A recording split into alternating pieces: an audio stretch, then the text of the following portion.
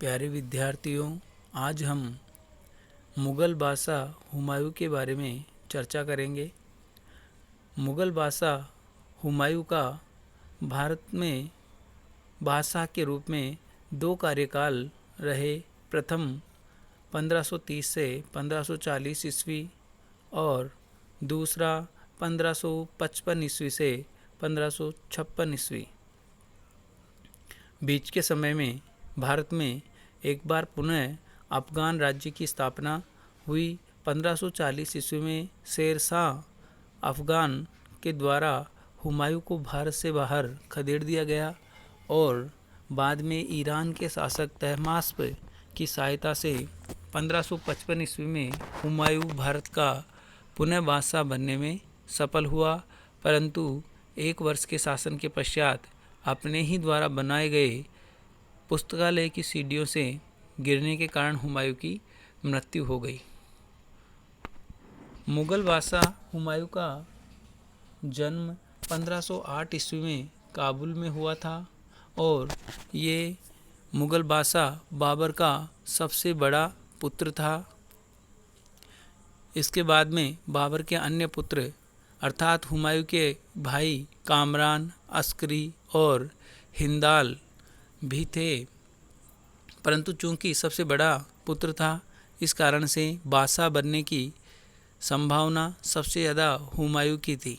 बाबर की मृत्यु के बाद बाबर के प्रमुख मंत्री निजामुद्दीन अली मोहम्मद खलीफा के द्वारा बाबर के बहनोई मेहंदी ख्वाजा को बादशाह बनाने का षड्यंत्र रचा गया, परंतु बाद में अपने जीवन को खतरे में समझकर अली मोहम्मद खलीफा के द्वारा अपना विचार त्याग दिया गया और 30 दिसंबर 1530 ईस्वी को हुमायूं मुग़ल बादशाह बनने में सफल हुआ।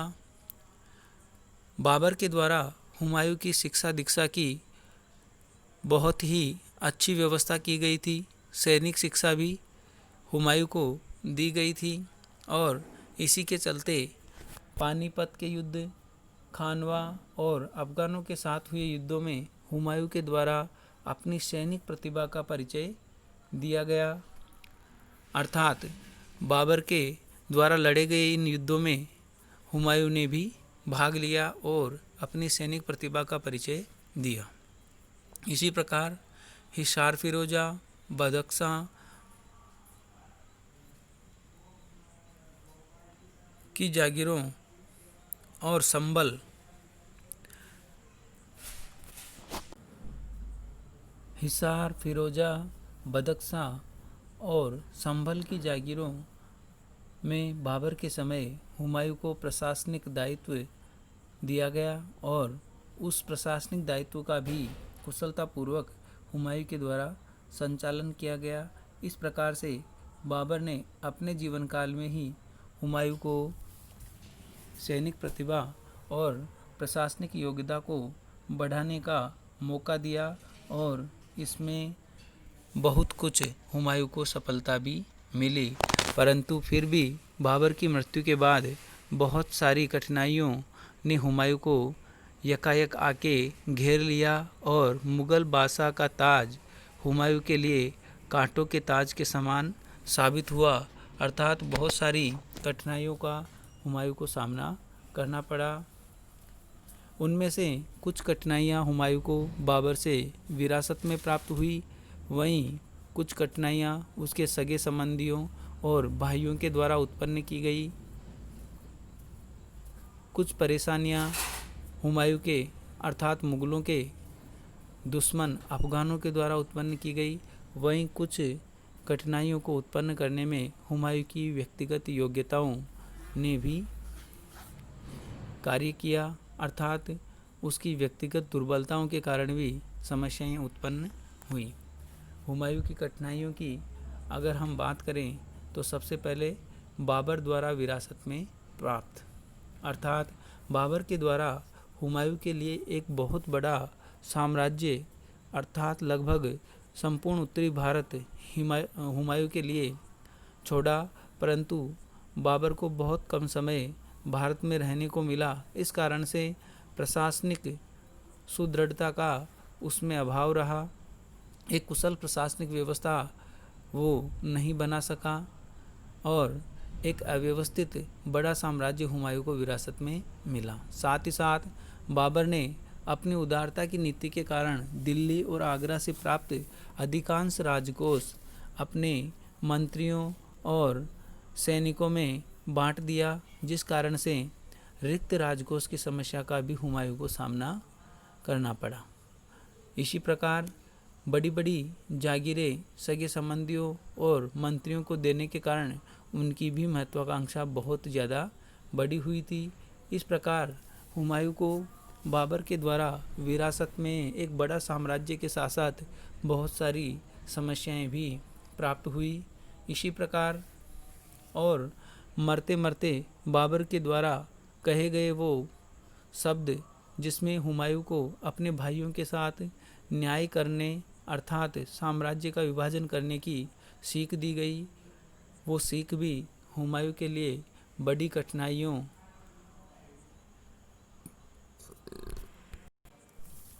को देने वाली साबित हुई। हुमायूं के लिए दूसरी सबसे बड़ी परेशानी खड़ी करने वाले थे उसके भाई अर्थात कामरान, अस्करी और हिंदाल।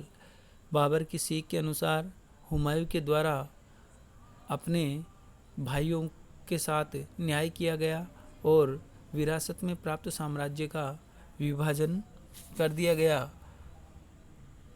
परंतु उसके भाइयों के द्वारा अपने व्यक्तिगत स्वार्थों, अधिकारों और महत्वाकांक्षाओं पर बल दिया गया और जब कभी हुमायूं को उनकी सहायता की ज़रूरत हुई उसी समय उन लोगों ने हुमायूं का विरोध किया या उसकी तरफ से उदासीन हो गए, जिससे हुमायूं को उसकी कठिनाइयों में वृद्धि हुई, अर्थात कोई सहायता उनकी तरफ से नहीं दी गई।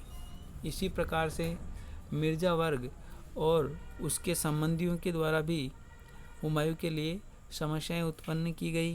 हुमायूं का फूफा अर्थात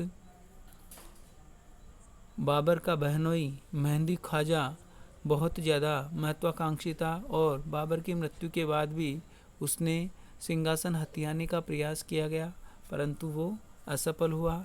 इसी प्रकार से हुमायूं के निकटतम संबंधी मोहम्मद जमान मिर्ज़ा और मोहम्मद सुल्तान मिर्ज़ा ने भी समय समय पर हुमायूं के विरुद्ध विद्रोह किए और उसके शत्रुओं का साथ दिया। वे हुमायूं के सहायक न होकर उसके शत्रु सिद्ध हुए। इस प्रकार से मिर्ज़ा बंधु और उसके बहनोई के द्वारा भी बाबर के बहनोई के द्वारा भी हुमायूं की समस्याओं को बढ़ाने का कार्य किया। इसी प्रकार मुग़लों के कट्टर शत्रु अर्थात जिनसे मुग़लों ने भारत का सिंहासन अर्थात सत्ता प्राप्त की थी, वो अफ़गान अभी भी ये विचार रखते थे कि वो मुग़लों को भारत से बाहर खदेड़ सकते हैं और एक बार पुनः अपने शासन की स्थापना कर सकते हैं। और इसी प्रयास में भारत में तमाम अफ़गान शासक, जिनमें बंगाल का शासक, गुजरात का शासक बहादुर शाह और दक्षिणी बिहार का नवोदित शासक शेर खां आदि हुमायूं के खिलाफ योजनाएं बनाने में लगे हुए थे और हुमायूं के लिए इनके द्वारा सबसे बड़ी चुनौती पेश की जा रही थी। इसी प्रकार मुग़ल सेना का राष्ट्रीय स्वरूप का न होना ये भी हुमायूं के लिए एक बहुत बड़ी समस्या थी। मुग़लों की सेना के अंदर उज़्बेक, मुग़ल, तुर्क, ईरानी, अफ़गान और भारतीय आदि सैनिक सम्मिलित थे जो अपनी ही जाति के सरदारों की अधीनता में थे। ऐसी सेना में एकता के स्थान पर ईर्ष्या और द्वेष की संभावना अधिक थी। ऐसी सेना केवल बाबर सदृश प्रभावशाली सेनापति के नेतृत्व में ही उपयोगी हो सकती थी, अन्यथा योग्य सेनापतित्व के अभाव में वह दुर्बल थी। इस प्रकार से सेना का राष्ट्रीय स्वरूप न होना भी हुमायूं के लिए एक बहुत बड़ी समस्या थी। साथ ही साथ हुमायूं की कुछ व्यक्तिगत दुर्बलताएं भी थी, जिनके कारण वो इन समस्याओं का सामना न कर सका, बल्कि उसकी समस्याएं और ज़्यादा बढ़ गई। मुगल साम्राज्य जब इतने संकटों में घिरा हुआ था, तब उसे कठोर, अनुशासन प्रिय और योग्य सेनापति शासक की आवश्यकता थी। हुमायूं में इन गुणों का पूर्ण अभाव था। हुमायूं साहसी होते हुए भी योग्य सेनापति न था और बुद्धिमान होते हुए भी नीतिज्ञ न था। उसमें परिस्थितियों को ठीक तरह से समझने की योग्यता न थी।